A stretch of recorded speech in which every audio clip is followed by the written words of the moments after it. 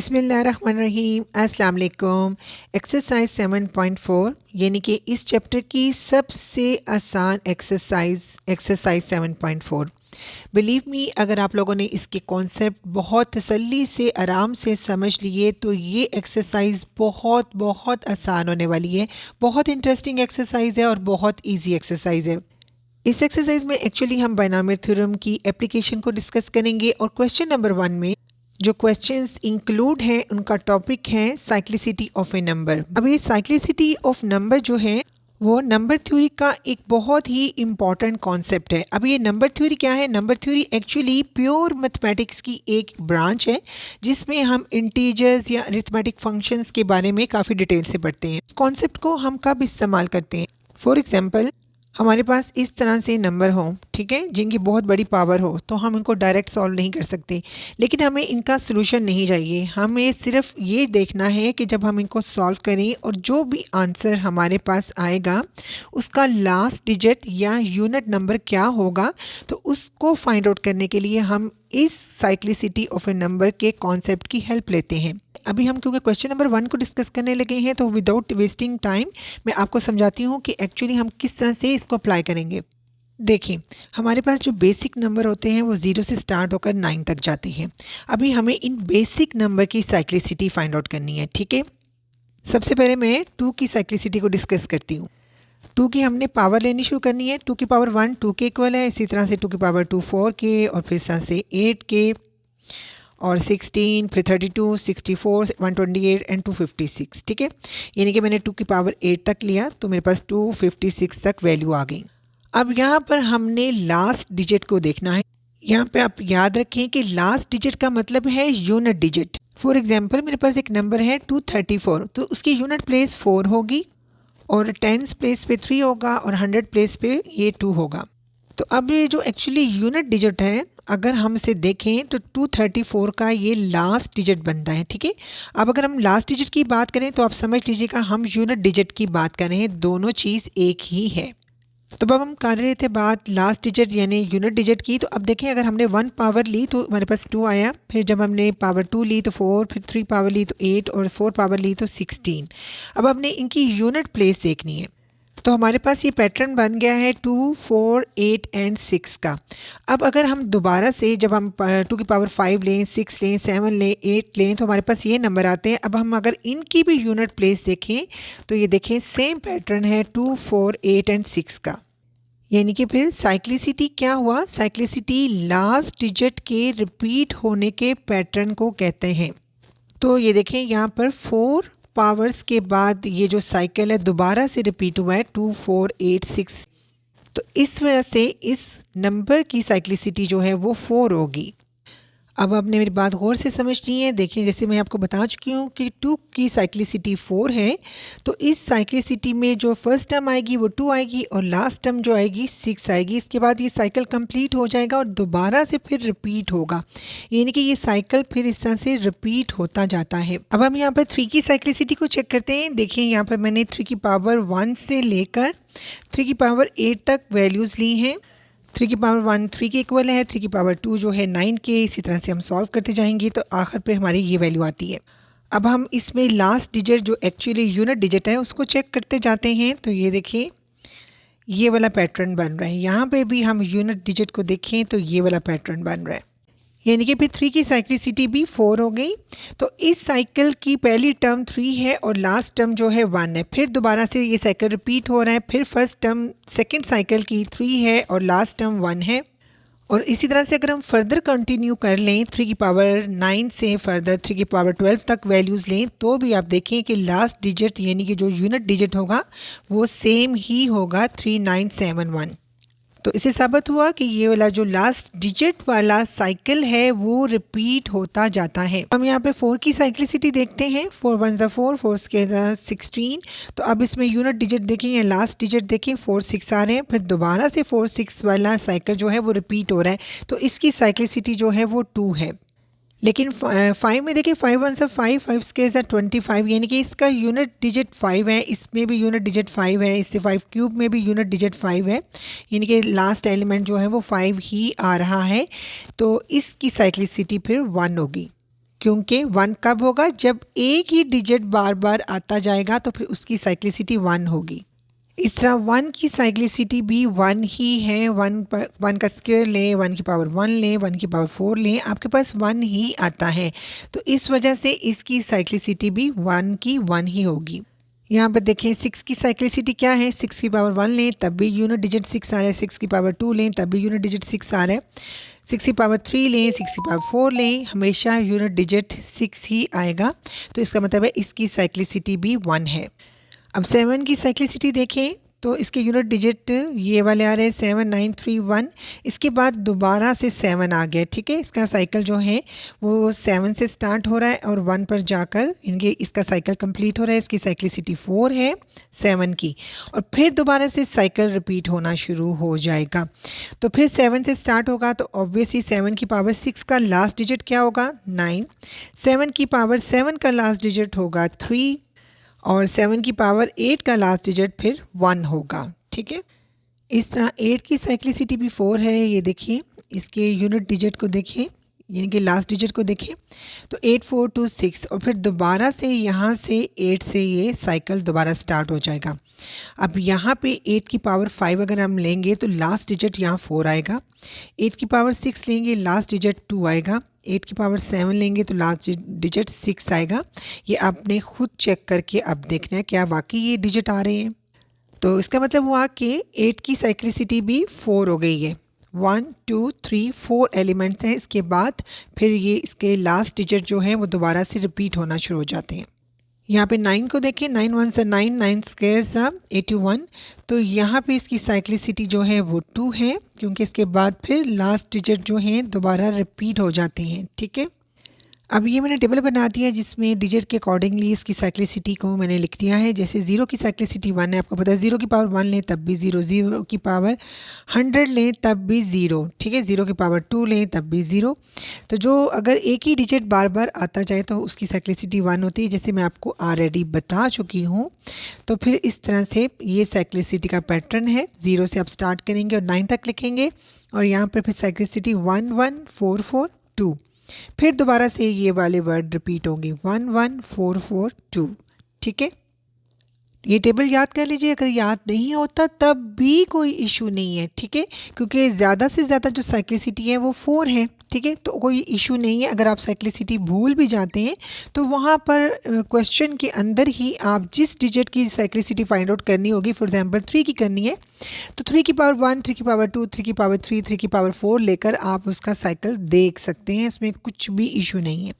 इसके अलावा बहुत सारी बातें हैं, लेकिन वो मैं क्वेश्चंस के दौरान साथ साथ डिस्कस करती जाऊंगी ताकि आपको चीज़ें याद भी होती जाएं। अदरवाइज़ मैं सारी चीज़ें अभी इसी वक्त बता दूंगी तो आप लोग बहुत कंफ्यूज होंगे। जैसे हम क्वेश्चन साथ साथ करते जाएंगे आपको हर एक चीज़ क्लियर हो जाएगी इंशाल्लाह ताला। No question number 1, find the unit place digits in these numbers. अब देखिए आपको काफ़ी कॉम्प्लिकेटेड यानी कि ऐसे नंबर्स दिए हैं जिनकी पावर बहुत बड़ी है। तो उन्होंने कहा है कि अगर आप इनको सॉल्व करें, ठीक है, जैसे 27 की पावर 304 है, इसको आप सॉल्व करें तो जो इसका आंसर आएगा ऑब्वियसली वो बहुत बड़ा आएगा। उसका लास्ट डिजिट आपने फाइंड आउट करना है, यानी कि आपने इसको कंप्लीट सॉल्व करके इसका आंसर जो है वो नहीं बताना। बस जो इसका आंसर आएगा उसका आपने लास्ट वाला डिजिट बताना है कि वो क्या होगा। अब याद रखें जो मैंने अब आपको इन नंबर्स की साइक्लिसिटी के बारे में बताया है वो यहाँ 0 से लेकर 9 तक बताया है, ठीक है। लेकिन यहाँ पर ये देखें ये नंबर है 27। तो अब हम इन पैटर्न की हेल्प से यानी कि इस मेथडोलॉजी की हेल्प से इसको भी सॉल्व करके इसका लास्ट डिजिट भी फाइंड आउट कर सकते हैं। उसका प्रोसेस क्या है आप 1-2 पार्ट देखेंगे आपको अच्छे से समझ आ जाएगा इंशाल्लाह ताला। इस क्वेश्चन को सॉल्व करने का पहला स्टेप ये है कि आपने इस क्वेश्चन में जो बेस है जैसे कि 27 है, इसमें लास्ट नंबर या समझ लें यूनिट नंबर की साइक्लिसिटी देखनी है। अब यहाँ पे लास्ट नंबर क्या है 7, तो 7 की साइक्लिसिटी हम ऑलरेडी फाइंड आउट कर चुके हैं 4 है। तो अगर आप भूल भी जाते हैं तो एक साइड पर फटाफट इसकी साइक्लिसिटी को आप चेक कर सकते हैं। तो जैसे आप 7 की पावर 5 लेंगे तो ये 7 नंबर दोबारा से आ जाएगा, तो आपको समझ आ जाएगी कि इसकी साइक्लिसिटी जो है वो 4 है। और 4 से ज़्यादा किसी भी नंबर की साइक्लिसिटी नहीं है। एनीवे आपने फिर यूनिट डिजिट की साइक्लिसिटी लिख ली। ये हो गया फर्स्ट स्टेप। अब सेकंड स्टेप में हमने जो भी पावर होगी उसको इस साइक्लिसिटी से डिवाइड करना है। तो ये देखें 304 को हमने 4 से डिवाइड किया तो यहाँ पर रिमाइंडर 0 आ गया। हमने रिमाइंडर ही चेक करना है। तो रिमाइंडर क्योंकि 0 है, कोई चीज़ भी बची नहीं है, कि कम्प्लीटली डिवाइड हो चुका है, तो रिमाइंडर हमारे पास आ चुका है 0। और ये चीज़ यहाँ पे बहुत इम्पोर्टेंस रखती है। अच्छा, अब यहाँ पे जब रिमाइंडर 0 आ जाएगा, आपने बहुत केयरफुल रहना है। याद रखिए, अगर यहाँ पे 0 रिमाइंडर ना आता, रिमाइंडर 1 आता, 2 आता या 3 आता, तो मैं क्या करती, मैं 7, क्योंकि 7 की साइक्लिसिटी हमने ली है, तो 7 के ऊपर अगर रिमाइंडर 1 आता तो 7 की पावर 1 लेके आंसर निकाल देती, रिमाइंडर 2 आता तो 7 की पावर 2 लेके आंसर निकाल देती, रिमाइंडर 3 आता तो 7 की पावर 3 लेके मैं फाइनल आंसर फाइंड आउट कर लेती। मगर जब रिमाइंडर 0 आ जाए तो फिर आपने ये वाला प्रोसेस नहीं करना। उस वक्त क्या करना है, आपने उस नंबर का प्रॉपर ये वाला पैटर्न बनाकर देखना है। अब देखिए 7 की जो साइक्लिसिटी है वो 4 है, ठीक है, यानी कि ये वाला उसका पैटर्न है, इसमें 4 एलिमेंट्स हैं, ठीक है। इस साइकिल में जो पहला एलिमेंट है वो 7 है और जो लास्ट एलिमेंट है वो 1 है। इसके बाद ये वाला पैटर्न जो है ना 7 9 3 1 वाला, ये दोबारा रिपीट होगा, जिससे मैंने अभी आपको क्वेश्चन नंबर 1 से पहले एक्सप्लेन किया है।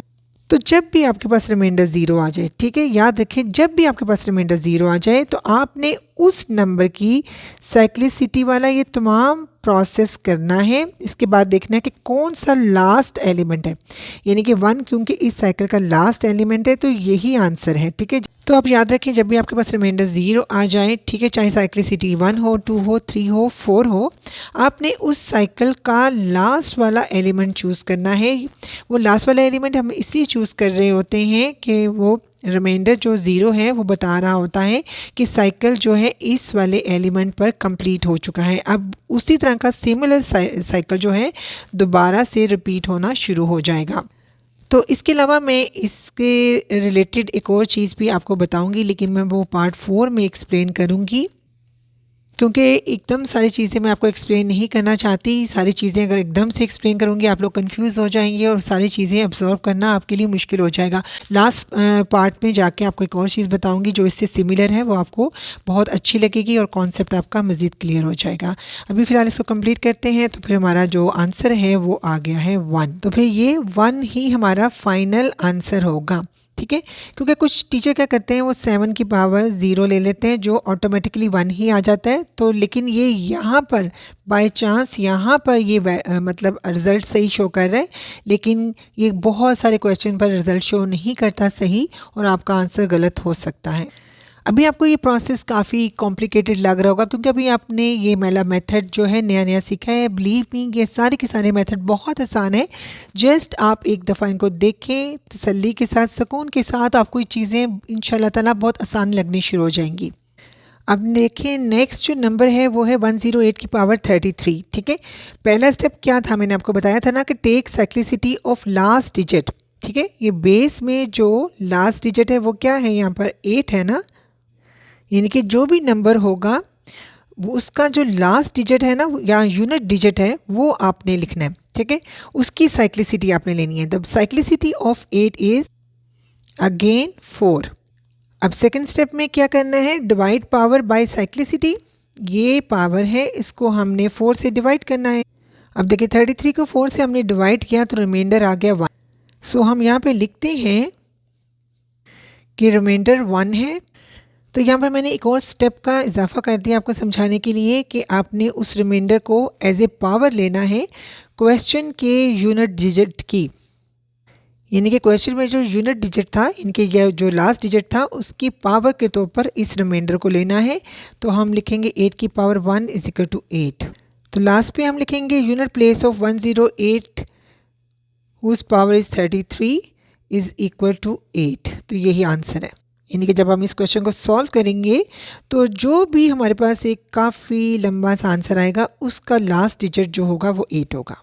अब हम नेक्स्ट वाले नंबर पर चलते हैं। 54 की पावर है 203। अब हमने देखना है 54 में लास्ट डिजिट यानी कि यूनिट डिजिट क्या है 4। तो फिर हम लिखेंगे साइक्लिसिटी ऑफ 4 इज जी 4 की साइक्लिसिटी है 2। तो यहाँ पे हम लिख देते हैं 2। अब उससे नेक्स्ट स्टेप में जो पावर है उसको हमने डिवाइड करना है साइक्लिसिटी से, जो कि 2i है। चलें, डिवाइड करके देखा तो रिमाइंडर बचा है 1, तो हम यहाँ लिखते हैं रिमाइंडर इज इक्वल टू 1। अब जब आपके पास रिमाइंडर आता है तो आपको पता है आपने क्या करना होता है, वही क्वेश्चन का जो लास्ट डिजिट होता है उसकी पावर के तौर पर इस रिमाइंडर को लेना होता है। 4 की पावर इज इक्वल टू 4। सो हमारा फाइनल आंसर 4 ही आया है, ठीक है। यानी कि हम इस क्वेश्चन को सॉल्व करेंगे तो जो लास्ट वाला डिजिट होगा वो 4 होगा। आई होप अब आपको थोड़ा थोड़ा समझ आना शुरू हो गया होगा इंशाल्लाह ताला। अब हमारा लास्ट वाला नंबर ये है 503 की पावर 43। तो पहले स्टेप में हमने क्या करना होता है, नंबर का लास्ट डिजिट लेना होता है जो कि यहाँ पर है 3, और उसकी साइक्लिसिटी देखनी होती है। 3 की साइक्लिसिटी है 4, ठीक है, यहाँ पर लिख दिया हमने। अब सेकंड स्टेप में हमने जो पावर है उसको इस साइक्लिसिटी से डिवाइड करना है, यानी कि 4 से डिवाइड करना है। हम यहाँ पर लिखेंगे 43 डिवाइडेड बाय 4। सो हमारे पास जो रिमाइंडर बचा है वो है 3। अब लास्ट स्टेप आपने क्या करना है, क्वेश्चन का जो लास्ट डिजिट था, ठीक है, उस रिमाइंडर को उसकी पावर के तौर पर लेना है, ठीक है। यानी कि लास्ट डिजिट था 3 और रिमाइंडर भी हमारे पास आया है 3, तो ये 3 इसकी पावर बन जाएगा। 3 को 3 टाइम्स मल्टीप्लाई करें तो आंसर आता है 27। अब इसको सॉल्व करने के बाद फिर अगेन हमारे पास 2 डिजिट आ गए, लेकिन हमें तो लास्ट डिजिट चाहिए जो कि यूनिट प्लेस पे होता है, ठीक है। तो फिर हम इसका भी लास्ट डिजिट यानी कि यूनिट प्लेस वाला डिजिट लेंगे। So unit place digit of 503 की पावर 43 इज इक्वल टू 7। अब मैं आपको वो वाली इम्पॉर्टेंट बात बताऊंगी जो कि मैंने आपको पार्ट 1 में बताई थी कि मैं आपको पार्ट 4 में यानी कि लास्ट पार्ट में एक्सप्लेन करूंगी। अब देखिए, इस क्वेश्चन की रेफरेंस से मैं आपको ये चीज़ एक्सप्लेन करने लगी हूँ, बहुत इंपॉर्टेंट है ये। देखिए, ये जो क्वेश्चन था हमारा उसमें जो लास्ट डिजिट था वो 3 था, तो हमने 3 की साइक्लिसिटी चेक की जो कि 4 थी। तो यहाँ पे मैंने इस 3 की साइक्लिसिटी वाला पैटर्न प्रॉपर लिख लिया है। अच्छा, अब आपको याद होगा मैंने पार्ट 1 में जब ये वाला क्वेश्चन किया था, इसी क्वेश्चन के जो पहले वाले नंबर में आपको मैंने एक्सप्लेन किया था कि जब आपके पास रिमाइंडर आ जाए 0 तो फिर आपने लास्ट एलिमेंट देखना है। यानी कि ये जो पैटर्न है ना साइकिल का 3 9 7 1 1 पे जाके ये पैटर्न कंप्लीट हो जाता है लास्ट डिजिट का, ठीक है। फिर इसके बाद यही पैटर्न दोबारा रिपीट होता है, जैसे कि मैंने आपको क्वेश्चन नंबर 1 से पहले एक्सप्लेन किया है। तो जब रिमाइंडर 0 आएगा ना तो आपने फिर क्या करना है, लास्ट वाला 1 डिजिट एज ए आंसर लेना है। यही काम मैंने क्वेश्चन नंबर 1 के इस वाले पार्ट में, जब आपको ये वाला मैंने पार्ट यानी कि समझने पार्ट 1 एक्सप्लेन किया था तब समझाया था। फिर मैंने आपसे कहा था कि जब रिमाइंडर 1 आए तो तब आप बेशक आप उस नंबर की पावर लेके, जैसे मैंने यहाँ पर रिमाइंडर हमारा 3 आया था तो मैंने 3 की पावर 3 लेके, तो फिर इसके बाद मैंने देखा कि लास्ट नंबर क्या है तो मैंने उसको एज ए आंसर के तौर पर लिख लिया। लेकिन अगर मैं ऐसा ना करती, जैसे मैंने रिमाइंडर 0 के लिए ये वाला नंबर चूज़ किया था, तो मैं क्या रिमाइंडर 3 के लिए भी कुछ चूज़ कर सकती थी? यस। तो देखें, जैसे 3 की साइक्लिसिटी 4 है और उसका पैटर्न ये वाला है, तो जब आपके पास रिमाइंडर 1 आए तो आपने इस 3 को चूज़ करना है। जब रिमाइंडर 2 आए तो आपने 9 को चूज़ करना है। जब रिमाइंडर 3 आए तो आपने 7 को चूज़ करना है। देखिए, हमारा इधर भी आंसर 7 ही आया जब हमारे पास रिमाइंडर 3 था। और फिर जब रिमाइंडर 0 आ जाए, ठीक है, तो फिर आपने लास्ट वाला डिजिट जो है, लास्ट वाला एलिमेंट जो है, उस साइकिल का लास्ट एलिमेंट वो चूज़ करना है, ठीक है। तो मैंने आपको ये चीज़ भी एक्सप्लेन करनी थी ताकि आपको हर तरह से हर चीज़ समझ आ जाए। आई होप अब आपको आहिस्ता आहिस्ता चीज़ें समझ आनी शुरू होंगी। शुरू में मैंने ये चीज़ इसलिए नहीं बताई ताकि एकदम सारी चीज़ें समझना बच्चों के लिए मुश्किल होता है। अब हम चलते हैं क्वेश्चन नंबर 2 पर। वहाँ पे भी बहुत सारी चीज़ें हैं जो आपका इंतज़ार कर रही हैं, लेकिन मैं स्टेप बाय स्टेप आपको एक्सप्लेन करूँगी ताकि आप लोगों को बिल्कुल भी परेशानी नहीं हो। No, question number 2। अभी क्वेश्चन नंबर 2 और नेक्स्ट क्वेश्चंस जो आ रहे हैं वो बड़े मज़े के क्वेश्चंस आ रहे हैं। इसमें आपने रिमाइंडर फाइंड आउट करना होगा। आल्टो की कॉन्सेप्ट आपके लिए बहुत नया है लेकिन मुश्किल नहीं है, आप लोगों ने बिल्कुल भी परेशान नहीं होना। बस इसमें बच्चे थोड़ा डर जाते हैं क्योंकि एक तो जो आप लोगों को वैल्यूज़ दे दी जाएंगी ना, वो बड़ी हायर पावर वाली वैल्यूज़ होंगी। इसके अलावा आपने उनको डिवाइड भी करना होगा। फॉर एग्ज़ाम्पल, आपके पास ये वाला क्वेश्चन है, आपने इस वैल्यू को 27 से डिवाइड करना, या फिर समझ ले 26 से डिवाइड करना है, ठीक है। अब आपके लिए एक तो इस नंबर को ओपन करके एक्चुअल वैल्यू फाइंड आउट करना भी बहुत मुश्किल काम है, फिर आपने इसको डिवाइड भी करना है। डिवाइड करके आपने इसका क्वोशंट फाइंड आउट नहीं करना, यानी कि जिसको आप आम ज़बान में आंसर कहते हैं वो आपने फाइंड आउट नहीं करना, बल्कि इसको डिवाइड करते जाना है और आखिर पे जो चीज़ बचेगी यानी कि रिमाइंडर, वो आपने फाइंड आउट करना है। तो देखने में तो ये क्वेश्चन बहुत मुश्किल लगते हैं, बड़े हॉरिबल से लगते हैं, लेकिन आपको ऐसी ट्रिक्स बता दी जाएंगी तो ये सारे क्वेश्चंस आपके लिए बहुत आसान हो जाएंगे। जैसे अगर मैं 17 को 4 से डिवाइड करूं तो मेरे पास रिमाइंडर 1 आता है, मुझे 4 नहीं चाहिए, मुझे रिमाइंडर 1 फाइंड आउट करना है, ठीक है। तो एक्चुअली ये चीज़ हमने फाइंड आउट करनी है, मगर इसके लिए हम बाइनोमियल थ्योरम की हेल्प लेंगे। मेजॉरिटी क्वेश्चंस जो है बाइनोमियल थ्योरम की हेल्प से सॉल्व हो जाएंगे। कुछ क्वेश्चंस ट्रिकी या कॉम्प्लिकेटेड होंगे, उसमें हम डिफरेंट अप्रोच करेंगे, लेकिन ज़्यादातर क्वेश्चन जो हैं वो इजीली सॉल्व हो जाएंगे आपके लिए, क्योंकि ये टॉपिक नया है। आपने बहुत कंसंट्रेशन से इसको समझना है, इंशाल्लाह ताला आपको हर चीज़ समझ आ जाएगी। विदाउट वेस्टिंग टाइम हम स्टार्ट करने लगे हैं। सबसे पहले तो मैं आपको मॉडुलर कॉन्ग्रेंस के बारे में बताऊंगी, जो कि एक इक्विवेलेंस रिलेशन है। इसकी हेल्प से और बाइनोमियल थ्योरम की हेल्प से हम क्वेश्चंस के रिमाइंडर फाइंड आउट करेंगे। सबसे पहले मैं आपको बताऊंगी इसको पढ़ना कैसे है। हम पढ़ेंगे ए कॉन्ग्रेंट बी मोड एन। अब मोड क्या है? मोड को हम यहाँ पर मॉडुलू का भी नाम देंगे, यानी कि आप इसे मोड भी कह सकते हैं, आप इसको मॉडुलू भी कह सकते हैं। एक्चुअली ये जो मॉडुलू है ना, जो मॉड है, इसका काम डिवाइड करके रिमाइंडर फाइंड आउट करना है, यानी कि ये एक ऑपरेटर है। जिस तरह से ये डिवीजन का साइन ऑपरेटर होता है ना, उसी तरह से ये मॉड भी ऑपरेटर है। फ़र्क क्या है? देखें, जब हम 6 को 2 से डिवाइड करते हैं तो हम क्वोशंट को फाइंड करते हैं, ठीक है। क्वोशंट हमने फाइंड आउट किया, इसका आंसर 3 आ गया। लेकिन जब हम ये वाला रिलेशन फाइंड आउट करेंगे ना, तो 6 को 2 से डिवाइड करेंगे तो हम क्वोशंट नहीं लेंगे, हम रिमाइंडर लेंगे। यानी कि मॉड का काम है डिवाइड करने के बाद रिमाइंडर फाइंड आउट करना। अच्छा, मैं अभी आपको दोबारा से बता रही हूँ कि इस मॉड का काम है डिवाइड करने के बाद सिर्फ रिमाइंडर फाइंड आउट करना। जबकि हम जब सिंपल डिवीजन किया करते थे तो सिंपल डिवीजन के बाद हम क्वोशंट भी लिखते थे और रिमाइंडर भी लिखते थे, ठीक है। आई होप यहाँ तक चीज़ें आपको समझ आ गई हैं। अब हमने इसको लिखना कैसे है, अभी देखिए। 7 को मैंने 2 से डिवाइड किया है, ये वाली जो मैंने ऑपरेशन है यहाँ पर किया, तो यहाँ पर एक ही जगह पे मैं लिखूँगी 7 और फिर ये 3 लाइन्स लगाऊंगी। और अब रिमाइंडर क्या बचा है 1, वो यहाँ पर लिखूँगी और फिर लिखूँगी मोड। किससे डिवाइड किया है? 2 से डिवाइड किया है, तो यहाँ पे मोड 2 लिखूँगी। Got it? अभी मैं आपको एक दो और एग्जांपल देके बताती हूँ, और इसके अलावा बहुत इंपॉर्टेंट बातें मैंने बतानी है, इसके बारे में भी आपको बताना है। एक और एग्जांपल देखते हैं। 20 को हम डिवाइड कर रहे हैं 17 से, ठीक है। अब 20 हम यहाँ लिखेंगे, फिर 3 लाइन्स लगाएंगे। इसके बाद जो रिमाइंडर बचा है ना 3, वो हम यहाँ लिखेंगे। और डिवाइड किससे किया है? 17 से, तो वो लिखेंगे मोड 17, यानी कि ये कॉन्ग्रेंसी साइन लगाएंगे। 20 कॉन्ग्रेंट 3 और साथ ब्रैकेट में लिखेंगे मोड 17। अच्छा, अब आपके क्वेश्चंस में इस तरह की सूरत हाल भी आ सकती है, 3 डिवाइडेड बाय 5, ठीक है। यानी कि जो डिविडेंड होगा, यानी कि वो नंबर जो जिसको हमने डिवाइड करना है वो छोटा हो और डिवाइज़र जो है वो बड़ा हो। तो उस सूरत में आपको पता है कि आप डिवाइड नहीं कर सकते, क्योंकि आपको एक कंप्लीट जो है वो रिमाइंडर नहीं मिल सकता। फिर आप पॉइंट लगा सकते हैं, लेकिन यहाँ पर कोई पॉइंट का या डेसिमल का कॉन्सेप्ट नहीं है। तो इस सूरत में क्या होगा? फिर देखें, यहाँ पे आपने ये जो डिविडेंड है, यानी कि जिसको आप डिवाइड कर रहे हैं, वो है 3, जो कि छोटा नंबर है। और फिर डिवाइड आप किससे कर रहे हैं? बड़े नंबर से। मोड है हमारे पास 5, तो फिर जो होगा ना, आंसर 3 ही रहेगा। तो ये वाली कंडीशन कब आती है? जब हमारे पास जो डिविडेंड है ना, वो डिवाइज़र से छोटा हो, ठीक है।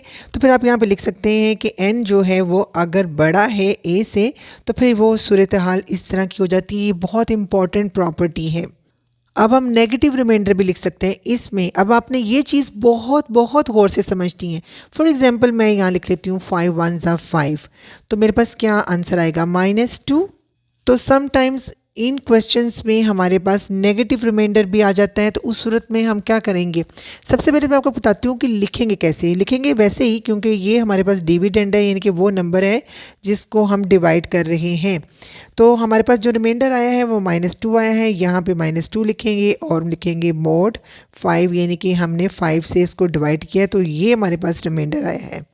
यानी कि आप इस तरह भी लिख सकते हैं, इस तरह भी लिख सकते हैं, लेकिन पॉजिटिव में लिखना प्रेफरेबल होता है। वो एंड पे हमें जब क्वेश्चन सॉल्व कर लेंगे तो हमें एंड पे पॉजिटिव रिमाइंडर ही चाहिए होगा। तो हमें कैसे पता चलेगा कि अब पॉजिटिव रिमाइंडर कैसे आएगा हमारे पास? तो उसके लिए आपने क्या करना है, डिवाइज़र को आपने उस रिमाइंडर में ऐड कर देना है।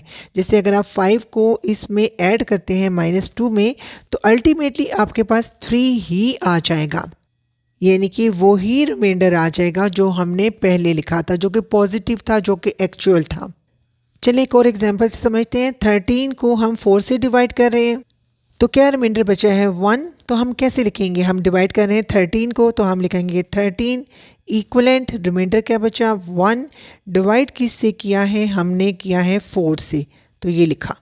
लेकिन अगर मैं इस तरह लिखूँ 4 4 16, तो मेरे पास रिमाइंडर बच जाएगा -3। तो फिर मैं इस तरह भी लिख सकती हूँ 13 इक्वलेंट है -3 के, और मोड क्या है? हमने 4 से डिवाइड किया, तो ये वाला रिमाइंडर भी आ सकता है। तो उस सूरत में हमें एक्चुअली तो पॉजिटिव रिमाइंडर चाहिए ना। तो मैंने जैसे पहले बताया 4 को आप -3 में ऐड करेंगे तो आपके पास एक्चुअल रिमाइंडर आ जाएगा, जो कि 1 होगा, जो कि ये पहले ही जो एक्चुअल है, जो पॉजिटिव रिमाइंडर है। अब यहाँ पे नेगेटिव और पॉजिटिव का जो कॉन्सेप्ट है देना बहुत ज़रूरी था, क्योंकि जब आप नेक्स्ट कॉम्प्लिकेटेड और जिनकी पावर बहुत हाई होगी वो वाले क्वेश्चन सॉल्व कर रहे होंगे, बायनॉमियल थ्योरम की हेल्प ले रहे होंगे, तो समटाइम्स आपके पास नेगेटिव भी रिमाइंडर आ सकते हैं।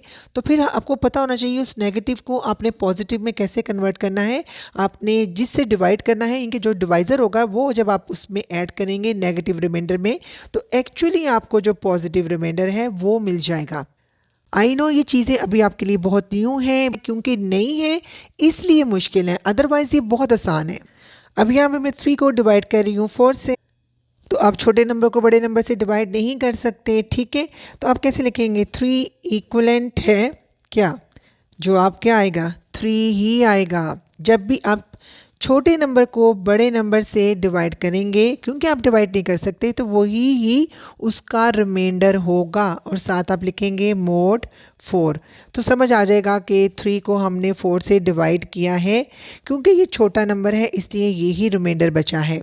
यहाँ फिर आप क्या करेंगे? आप लिखेंगे 4 1 4 और -1 आंसर आएगा, तो फिर आप यहाँ लिखेंगे 3 इक्वलेंट है -1 के। जब हमने mod 4 यानी कि 4 से डिवाइड किया तो हमें ये रिमाइंडर मिला है। तो फिर अगेन आपने पॉजिटिव जब हासिल करना है तो आप इसमें ऐड करेंगे डिवाइज़र को 4 को, और आपके पास 3 आ जाएगा, जो कि ये ही है एक्चुअली। अच्छा, अब इस नोटेशन का क्या मतलब है? क्योंकि ये भी इस रिलेशन का एक हिस्सा है और इम्पॉर्टेंट है, सम एंट्रेंस एग्जाम्स में भी ये आ सकता है, आपको पता होना चाहिए।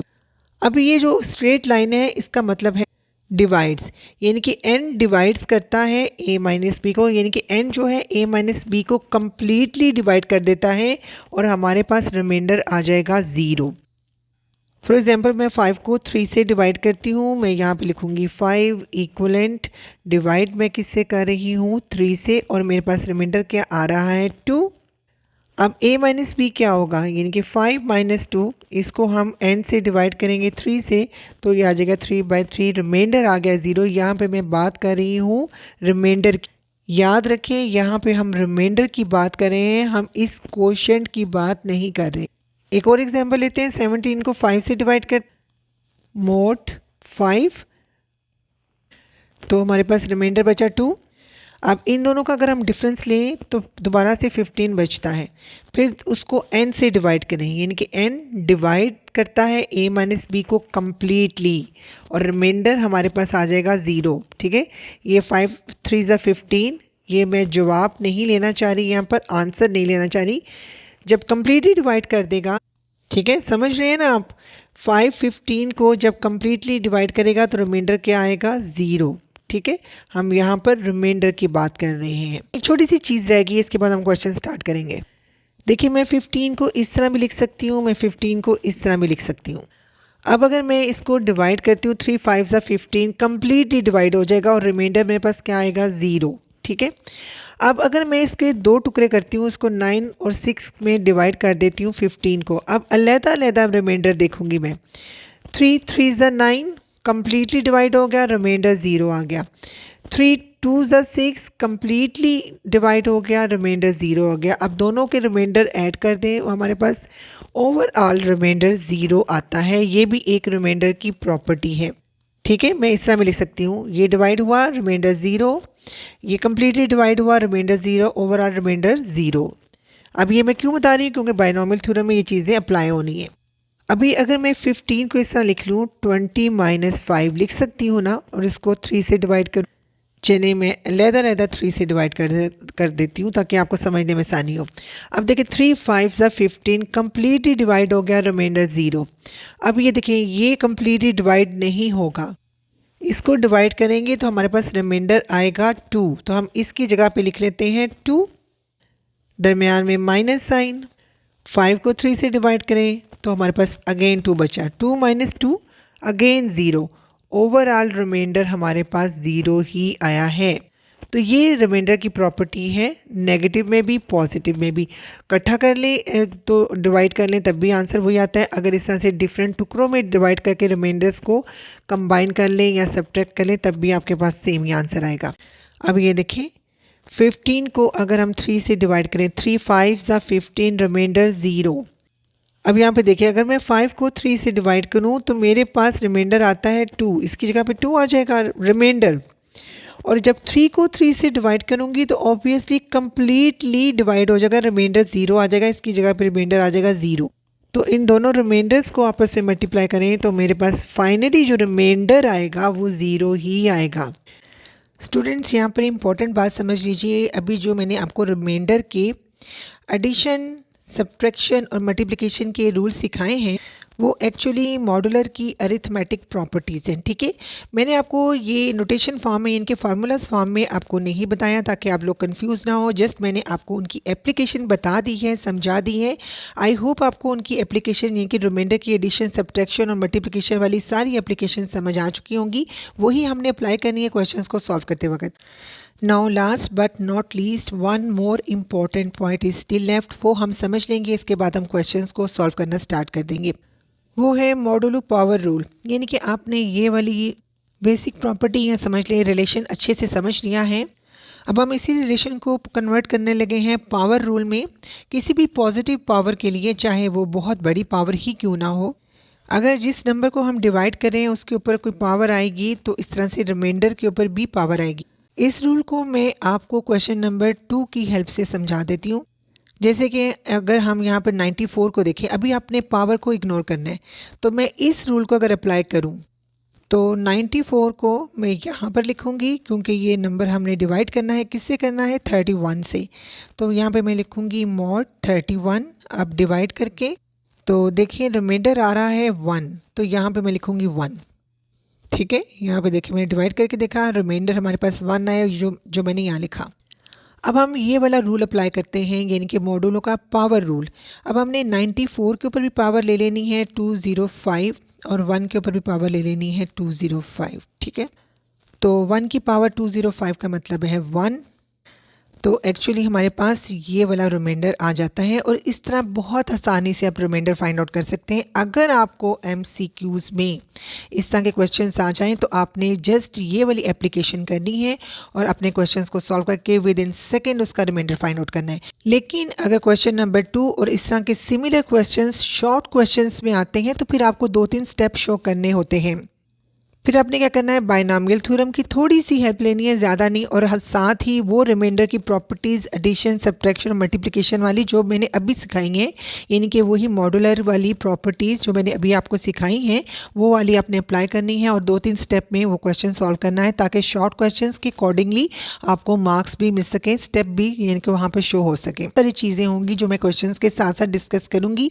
इसके अलावा भी मॉडुलर की बहुत सारी प्रॉपर्टीज़ हैं, रिफ्लेक्सिव भी है, ट्रांजिटिव भी है, सिमेट्रिक भी है, बहुत सारी हैं, लेकिन क्योंकि उनका इस्तेमाल इस एक्सरसाइज में नहीं है इस वजह से मैं उनको डिस्कस नहीं करूंगी। नाउ क्वेश्चन नंबर 2 स्टार्ट करते हैं। नो क्वेश्चन नंबर 2, इसमें भी आपने रिमाइंडर फाइंड आउट करना है, मगर इसमें एक इशू है कि क्वेश्चन काफ़ी कॉम्प्लिकेटेड और ट्रिकी है। इसमें प्राइम नंबर दिया हुआ है। आई स्ट्रांगली बिलीव कि इसमें प्रिंटिंग मिस्टेक हुई हुई है, क्योंकि इतने स्टार्ट में जब आपने नया नया कॉन्सेप्ट सीखा हो, इतना कॉम्प्लिकेटेड और ट्रिकी क्वेश्चन वो दे नहीं सकते। तो फिर हम अज्यूम कर लेते हैं कि ये 94 होगा, 9 नहीं होगा, 94 होगा। लेकिन आप लोग परेशान नहीं हो, आप सोच रहे होंगे कि शायद मैं ये क्वेश्चन सॉल्व नहीं करूँगी। मैं ज़रूर ये question as it is solve करूँगी, but at the end of this video, जब तक आप कॉन्सेप्ट अच्छी तरह से सीख लेंगे, फिर जब मैं आपको ये जो क्वेश्चन है एज इट इज़ एक्सप्लेन करूँगी, तो आपको जल्दी समझ आ जाएगी। वीडियो के एंड पर आपने इस क्वेश्चन को एज इट इज़ समझ लेना है। अभी मैं इसको इस तरह से सॉल्व करूंगी, मगर ये क्वेश्चन बहुत बहुत इंपॉर्टेंट है। इसका कोई भी पार्ट आपने, कोई भी चीज़ आपने स्किप नहीं करनी, क्योंकि इस क्वेश्चन में मैं हर एक स्टेप जो है बाइनोमियल थ्योरम का भी और मॉडुलो की प्रॉपर्टीज़ भी सारी की सारी अप्लाई करके बहुत डिटेल से बताऊंगी। फिर इसके बाद जितने भी क्वेश्चंस होंगे वो आपके लिए बहुत बहुत आसान होने वाले हैं, लेकिन ये क्वेश्चन आपने कंप्लीट देखना है, इसमें कुछ कोई चीज़ भी मिस नहीं करनी। तो फिर हम ये क्वेश्चन नंबर 2 स्टार्ट करते हैं। अच्छा, अभी ये 94 रेज़ टू पावर 205 वाला जो है क्वेश्चन, ये मैंने अभी अभी इंट्रोडक्शन में भी विद इन सेकेंड सॉल्व करके दिखाया है, लेकिन यहाँ पे मैं बाइनोमियल थ्योरम की थोड़ी सी हेल्प लूँगी, क्योंकि अगर शॉर्ट क्वेश्चन के तौर पर आया है तो 2-3 स्टेप तो हो शो करने के लिए। अब ये देखिए, बाइनोमियल थ्योरम में 2 टर्म्स होनी चाहिए, लेकिन आप कोशिश करें जब आपने रिमाइंडर फाइंड आउट करना हो तो एक टर्म आपकी 1 बन सके, या फिर बहुत छोटा कोई नंबर बन सके। और ये वाला नंबर आपने वो वाला बनाना है जो इस डिवाइज़र से, ये कि जो भी डिवाइज़र दिया हो उसके क्लोज हो, या फिर वो उससे डिवाइड हो सके, कम्प्लीटली डिवाइड हो सके। तो जनाब, मैं इसके ऊपर बाइनोमियल थ्योरम अप्लाई करने लगी हूँ। अब देखिए, बाइनोमियल थ्योरम के अकॉर्डिंगली मैंने 2 टर्म्स स्टार्ट में से ले लिए हैं और 2 टर्म्स लास्ट में से ले लिए, ताकि आपको मैं आसानी से समझा सकूं। अब क्योंकि हमने इनको 31 से डिवाइड करना है, तो मैंने दोनों तरफ 31 से डिवाइड कर दिया। अब यहाँ पर मैं रिमाइंडर के मल्टीप्लिकेशन और एडिशन वाले रूल जो मैंने अभी आपको एक्सप्लेन किए हैं वो अप्लाई करने लगी हूँ। अब देखिए, ये ओवरऑल ये तमाम टर्म्स 31 से डिवाइडेड हैं, तो मैं हर टर्म के नीचे अलग-अलग 31 लिख देती हूँ, ताकि आपको समझने में आसानी हो। अब यहाँ पर आप फर्स्ट से सेकंड लास्ट टर्म तक देखें। सेकंड लास्ट टर्म में 93 की पावर 1 है। देखिए, अगर मैं 93 को 31 से डिवाइड करूँ तो मेरे पास रिमाइंडर क्या आता है, 0। अब अगर 93 की कोई बड़ी पावर भी है, चाहे वो 204 है, चाहे 205 है, जब उनको भी मैं 31 से डिवाइड करूँगी तो अल्टीमेटली रिमाइंडर 0 ही आएगा। फॉर एग्जांपल, अगर मैं 2 को 2 से डिवाइड करूँगी तो मेरे पास रिमाइंडर क्या आएगा, 0। 2 की पावर 2 का मतलब है 4, उसको भी 2 से डिवाइड करूँगी, 2 to 4 कम्प्लीटली डिवाइड, रिमाइंडर 0। 2 की पावर 3 का मतलब है 8, इसको भी 2 से डिवाइड करूँगी, 2 4 ज़ा 8, लेकिन कम्प्लीटली डिवाइड तो हो जाएगा, बट रिमाइंडर क्या होगा, 0। अभी हम यहाँ पर रिमाइंडर की बात कर रहे हैं। जब भी कोई चीज़ कम्प्लीटली डिवाइड होती है तो रिमाइंडर क्या होता है, 0। हम यहाँ पर रिमाइंडर डिस्कस कर रहे हैं, हम यहाँ पर क्वोशंट डिस्कस नहीं कर रहे। ये आपने बात हमेशा ज़हन में रखनी है। तो इसका मतलब है, चाहे 93 की पावर 204 हो, चाहे 93 की पावर 205 हो, 31 से कम्प्लीटली डिवाइड होते जाएंगे। जब ये 31 से कम्प्लीटली डिवाइड होते जाएंगे तो सबके रिमाइंडर 0 0 0 0 होते जाएंगे। अच्छा, अब हम यहाँ पर रिमाइंडर के मल्टीप्लिकेशन रूल की बात करते हैं। फॉर एग्जांपल, इसको तो मैंने डिवाइड किया तो यहाँ पर रिमाइंडर आ गया 0, और जब मैंने इसको डिवाइड किया फॉर एग्जांपल, तो कोई भी अगर फॉर एग्जांपल रिमाइंडर आता है, उसको जब हम 0 से मल्टीप्लाई करेंगे तो क्या होगा, अल्टीमेटली आंसर 0 ही आएगा। जब इसका रिमाइंडर कुछ भी आ जाए, ठीक है, कुछ भी आ जाए, तो मैंने रिमाइंडर की मल्टीप्लिकेशन प्रॉपर्टी आपको बताई है कि अल्टीमेटली आंसर जो होता है वो 0 होता है, एक बात। और दूसरी बात ये है कि अगर ये 31 93 को कम्प्लीटली डिवाइड कर रहा है तो ये एक्चुअली फैक्टर बन गया। अब इसके साथ जो मर्ज़ी नंबर मल्टीप्लाई हो जाए, ये पूरे का पूरा भी कम्प्लीटली 31 से डिवाइड होगा। अगर आप इस तरह से भी देखें तब भी आपको चीज़ समझ आ जाएगी। और अगर आप अलग-अलग देखना चाहते हैं कि इसका कोई रिमाइंडर आ जाता है, कुछ भी रिमाइंडर आ जाता है, लेकिन जब इसके रिमाइंडर से हम जो कि 0 होगा उसे मल्टीप्लाई करेंगे और इसको फिर 1 से भी मल्टीप्लाई करेंगे, तो फाइनली जो आंसर आएगा वो 0 आएगा। जब आपस में रिमाइंडर मल्टीप्लाई होते हैं तो जो फाइनल आंसर होता है हम उसको देखते हैं। ये रूल्स जो है मैंने अभी क्वेश्चन नंबर 2 से पहले इंट्रोडक्शन में आपको अच्छे से समझाए हैं। अब देखें इसका रिमाइंडर भी 0 आ गया, इसका भी 0 आ गया, ये तमाम 0 ऐड होते जाएंगे और लास्ट पे क्या बचेगा, सिर्फ ये टर्म बच जाएगी क्योंकि यहाँ पे 205 की पावर 0 है। जब 205 की पावर 0 होगी उसका मतलब क्या है, उसका मतलब है 1। तो अगर फॉर द टाइम बीइंग हम यहाँ पर 1 लिख लें तो अब ये देखें ये क्या बन रहा है, यहाँ पर अल्टीमेटली इसका आंसर जो आएगा वो 1 की पावर 205 आएगा। अब आप सोच रहे होंगे इसको अगर हम 31 से डिवाइड करेंगे तो क्या रिमाइंडर आएगा। इसकी प्रॉपर्टी भी मैंने इंट्रोडक्शन में आपको एक्सप्लेन की है, अब आपको समझ आएगी वो वाली प्रॉपर्टी। अब आपको ये कॉन्ग्रुएंसी वाला रूल तो मैंने अच्छे से समझाया है। एक क्या है, जिस चीज़ को हम डिवाइड करते हैं वो यहाँ पर 1 है, ठीक है, 1 लिखेंगे। और किससे हम डिवाइड कर रहे हैं, हम डिवाइड कर रहे हैं 31 से। तो मैंने आपको बताया था जब आप छोटे नंबर को बड़े नंबर से डिवाइड करते हैं तो जो नंबर छोटा होता है, जो डिविडेंड होता है, वही रिमाइंडर के तौर पर आता है। ये चीज़ मैंने आपको अच्छे से समझाई थी, ठीक है। तो यहाँ पे भी छोटे नंबर को हम बड़े नंबर से डिवाइड कर रहे हैं, तो इसलिए इसका रिमाइंडर 1 की पावर 205 यानी कि 1 ही आएगा। फाइनली 1 रिमाइंडर आएगा। एनीवे ये तमाम डिस्कशन सिर्फ आपको एक्सप्लेन करने के लिए थी ताकि आपके जो माइंड में कोई भी कंफ्यूजन ज़रा सी भी ना रहे और आपको समझ आ जाए कि जो मेरे अभी इंट्रोडक्शन दिया था वो कितना वैल्यूएबल है। आपने क्या करना है, आपने इतना ज़्यादा नहीं लिखना, आपने जस्ट इतना शो करना है। सो फाइनल रिमाइंडर हमारा ये है, आपने एक छोटी सी स्टेटमेंट लिख देनी है। On right side it is clear every term is divisible by 3 except last term, और ये ही आंसर है। अच्छा, अब मैं ये चाहती हूँ जैसे बुक में एग्जांपल दी हुई है ना, ऐसे 31 के प्लस 1 इस तरह करके, तो फिर उसको हमने 31 से डिवाइड किया। तो मैं चाह रही हूँ कि मैं आपको उस तरह से समझा दूँ क्योंकि नेक्स्ट जितने भी क्वेश्चंस हैं वो भी इस तरह से ही हमने सॉल्व करने हैं। तो फिर मैं आपको बता दूं कि आपने इस बायनॉमियल थ्योरम को किस तरह से इसमें कन्वर्ट करना है। बहुत आसान है, ये लिखना भी बहुत आसान है, कोई मुश्किल नहीं है, जस्ट 1 स्टेप और करना है और अपना ये क्वेश्चन आपका हो जाएगा। तो आप उसको भी अभी समझ लीजिए। अब उसमें क्या है कि अगर आप फर्स्ट से लेकर सेकंड लास्ट टर्म तक देखें तो हमारे पास कम से कम 93 वैल्यू है, ठीक है, 93 की पावर 1। तो मैं इन तमाम में से 93 जो है वो कॉमन ले सकती हूँ। तो 93 कॉमन लिया है तो अंदर ब्रैकेट के अंदर जितनी भी टर्म्स हैं वो रह जाएंगी, ठीक है, उनको लिखने की भी ज़रूरत नहीं है, ठीक है। अब इसको अगर हम सॉल्व करें तो आपको पता है हमारे पास सिर्फ वैल्यू रहती है 1 की पावर 205, क्योंकि 205 की पावर जो है 0 वो 1 की इक्वल होता है, तो फिर सिर्फ हमारे पास ये रह जाता है। तो आप चाहें तो अब इसको 93 को 31 इंटू 3 में भी कन्वर्ट कर सकते हैं और चाहे 93 में भी रख सकते हैं, लेकिन बेहतर है जैसे आपकी बुक में दिया हुआ है तो आप 31 इंटू 3 में कन्वर्ट कर दें। अब ये जो 3 और रिमेनिंग टर्म्स है इसका नाम मैं k रख देती हूँ, प्लस 1 की power 205 over 31। So last state लिखते हैं क्योंकि 31 के जो है वो 31 से कम्प्लीटली डिवाइड हो सकता है, तो इसका रिमाइंडर ऑब्वियसली 0 होगा, तो बाकी हमारे पास फिर ये बच जाता है। तो ये जो एक्चुअली इक्वल है 1 के, तो रिमाइंडर हमारे पास फिर 1 बच जाता है। तो चाहें तो आप यहाँ पे लिख सकते हैं 0 प्लस 1 की पावर 205। आई होप आपको ये क्वेश्चन समझ आ गया होगा इंशाल्लाह ताला। अब हम नेक्स्ट क्वेश्चन पे चलते हैं। तो क्वेश्चन नंबर 2 पार्ट बी, इसको हमने डिवाइड करना है 48 से और इसका रिमाइंडर फाइंड आउट करना है।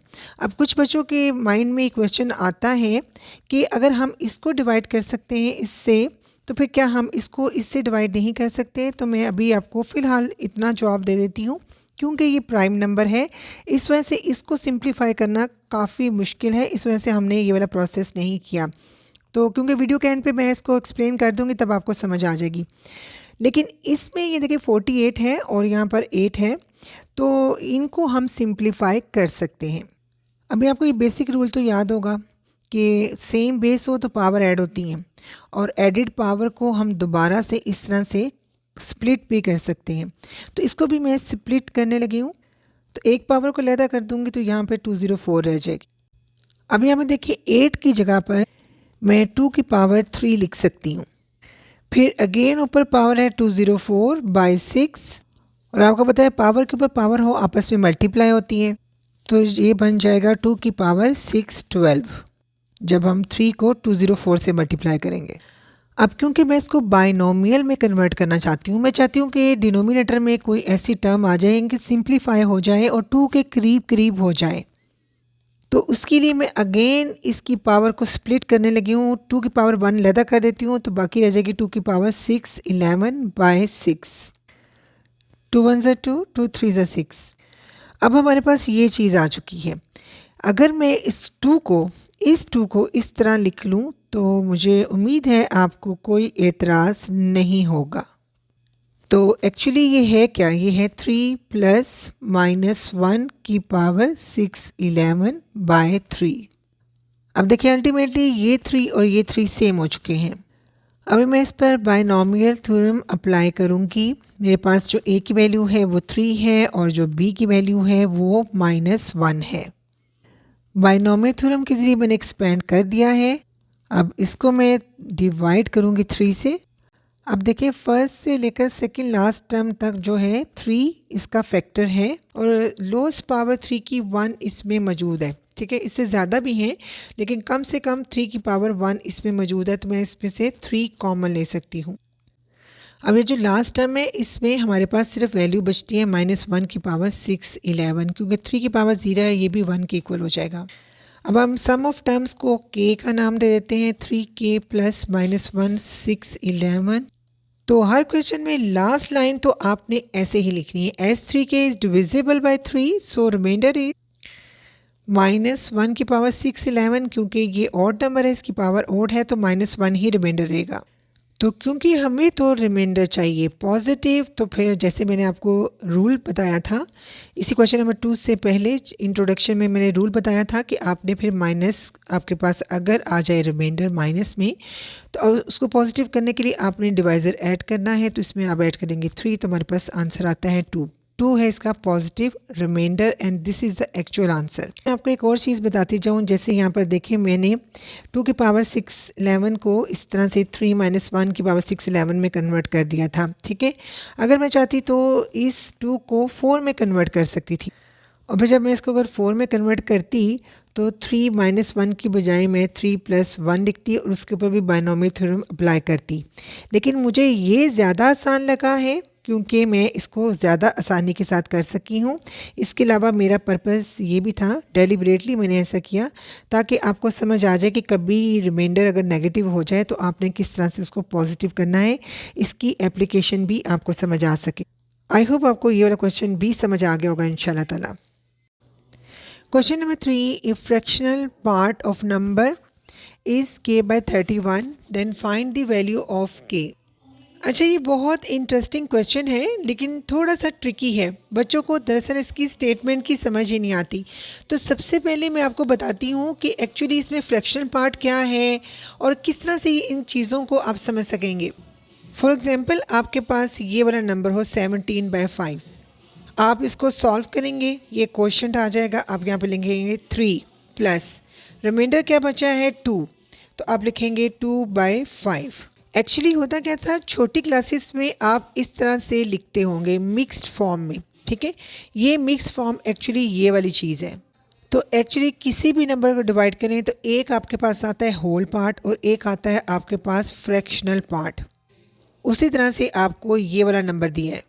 ठीक है, और जब आप इसको इस तरह से डिवाइड करेंगे तो आपके पास भी एक आएगा होल पार्ट और एक आएगा फ्रैक्शनल पार्ट। ठीक है, होल पार्ट हमने फाइंड आउट नहीं करना क्योंकि वो तो क्वोशंट है, हमें वो फाइंड आउट नहीं करना। होल पार्ट क्या होता है? क्वोशंट होता है। ठीक है, यहाँ पे हमें क्वोशंट की ज़रूरत नहीं है। फ्रैक्शनल पार्ट उन्होंने खुद से ही दे दिया हुआ है जो कि है k/31। यहाँ पे हम लिखेंगे k/31। अभी आप देखें, जो मैंने आपको एग्जाम्पल दी थी इसमें 2 क्या था? 2 था रिमाइंडर। ठीक है, इसका मतलब है k भी यहाँ पर क्या होगा? रिमाइंडर।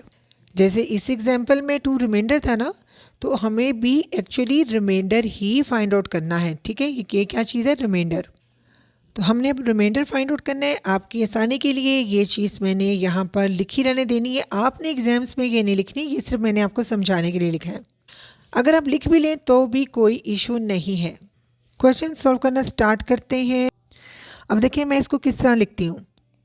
ठीक है, ये देखिए अगर 5 को 102 से मल्टीप्लाई करें तो 5 10 ही आता है। तो मैंने क्या किया, मैंने 5 10 को दरअसल 5 से डिवाइड किया। 5 1 ज़ा 5, 0 10, 5 2 ज़ा 10, तो मेरे पास 102 आ गया।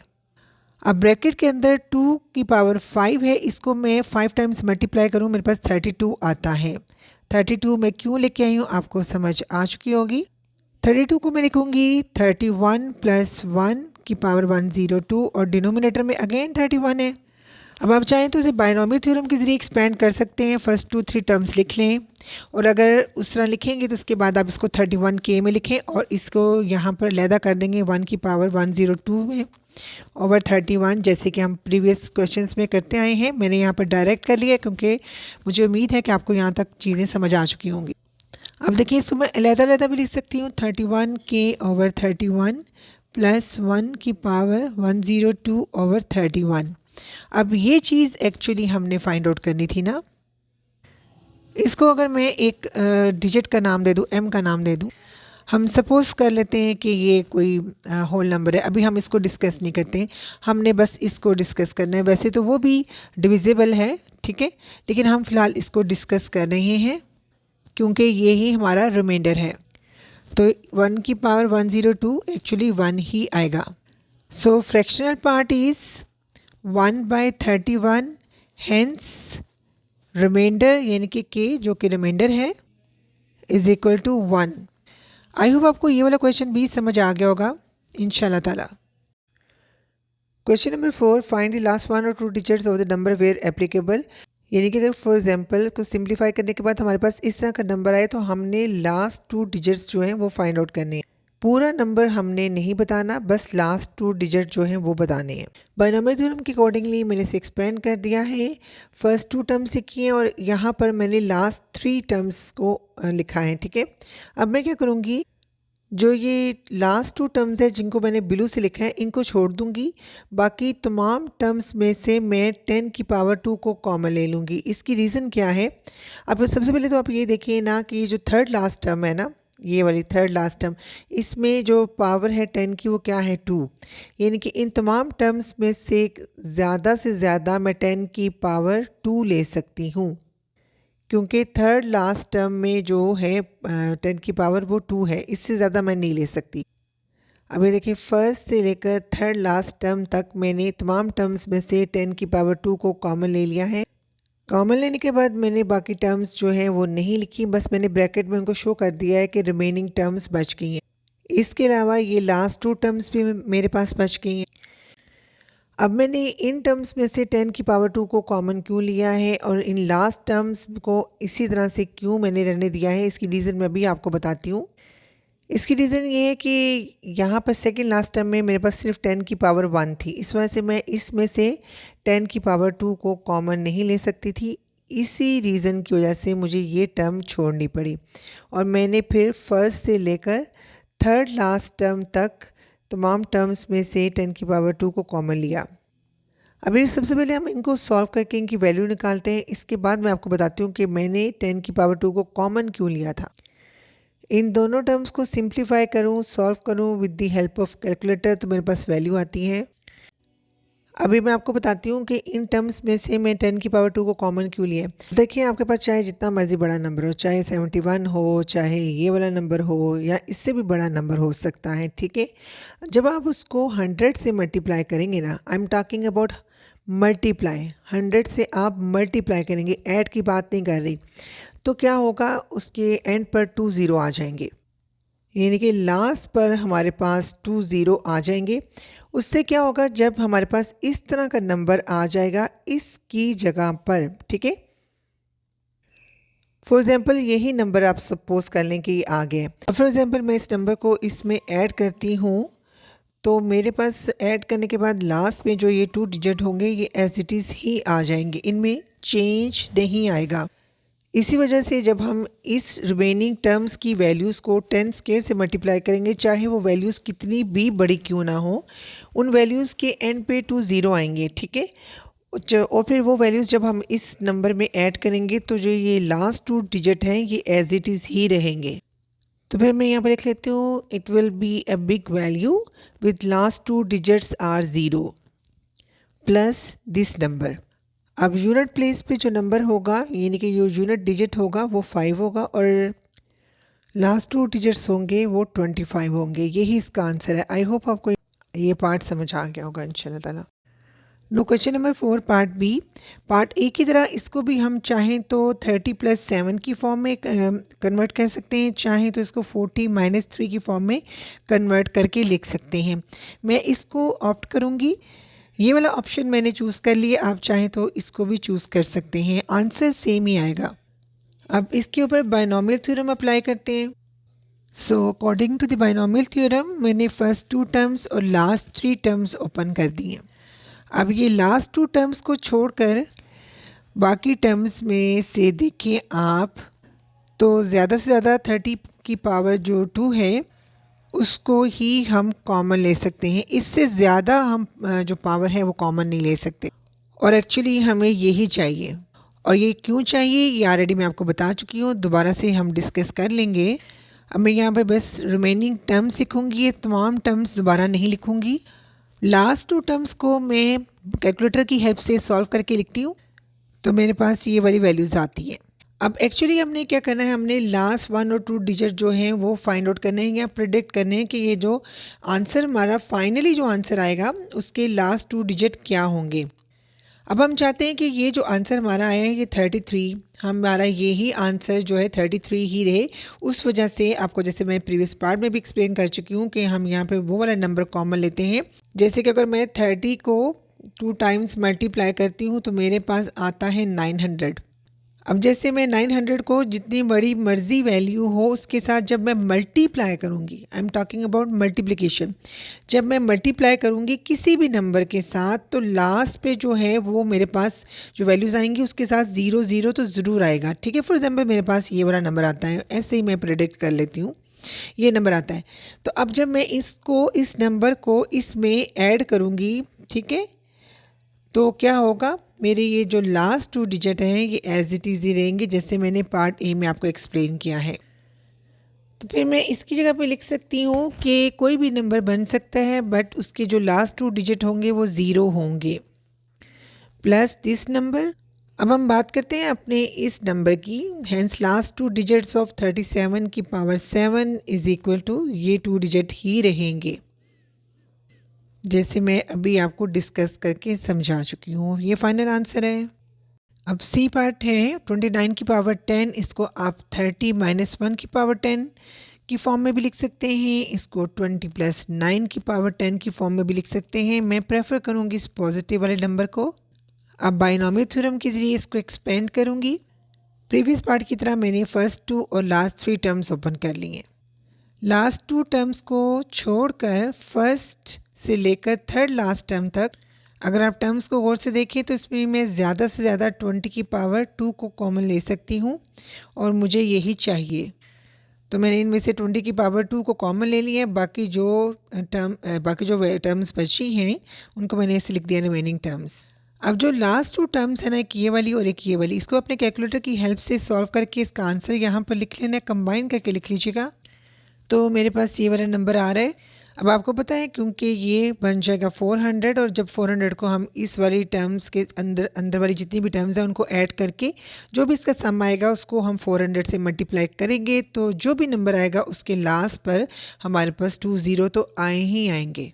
और जब फिर उस नंबर को हम इस नंबर में ऐड करेंगे तो लास्ट पे क्योंकि 2 0 आ रहे होंगे, तो इस वजह से ये वाली वैल्यू हमारे पास फाइनल नंबर में भी ये जो आंसर आएगा उसमें ये 0 1 तो एज इट इज़ ही आएगा।